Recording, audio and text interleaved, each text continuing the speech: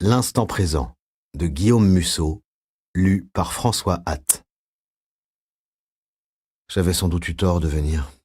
D'abord parce que nous étions des étrangers l'un pour l'autre. Et surtout parce que Sullivan restait muré dans un mutisme profond dont rien ne laissait penser qu'il pourrait sortir un jour. Je me levai et m'avançai vers la fenêtre, regardant à travers les barreaux les nuages cotonneux qui filaient vers Astoria. Malgré la saison, la pièce était glaciale. J'entendais bien le bruit de l'eau qui circulait dans un radiateur en fonte, mais l'appareil ne diffusait pourtant aucune chaleur. Je retournai m'asseoir et fis une dernière tentative. Franck m'a raconté que, 4 ans après votre disparition, vous l'aviez contacté pour lui demander de murer une porte métallique qui se trouvait dans la cave. Le vieillard était toujours immobile, les mains croisées sur le ventre à la manière d'une sculpture funéraire. Je continuai. Je suis descendu dans la cave, j'ai abattu le mur de briques et j'ai... Avec une rapidité féline, Sullivan tendit le bras et m'agrippa à la gorge. Je m'étais laissé surprendre comme un bleu. J'avais baissé ma garde devant sa léthargie et à présent sa poigne de fer se refermait sur mon larynx. La respiration coupée, je le fixais du regard. L'évocation de la porte avait joué comme un électrochoc. Sous l'effet de la révélation, ses yeux avaient retrouvé un éclat argenté et effrayant. « Pourquoi as-tu fait ça, petit con ?» souffla-t-il à mon oreille. Je cherchais à me libérer, mais il accentua sa domination.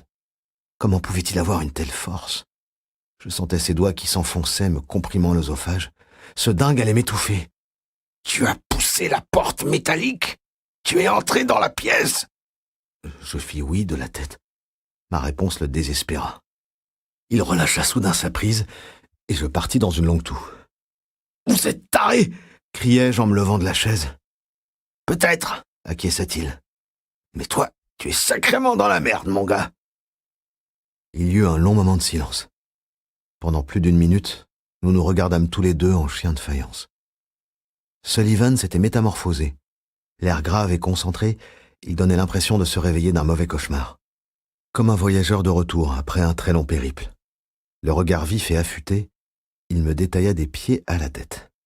« Comment tu m'as dit que tu t'appelais ?»« Arthur. Arthur Sullivan Costello. » À l'évocation de mon second prénom, un mince sourire éclaira son visage, y creusant 2 fossettes.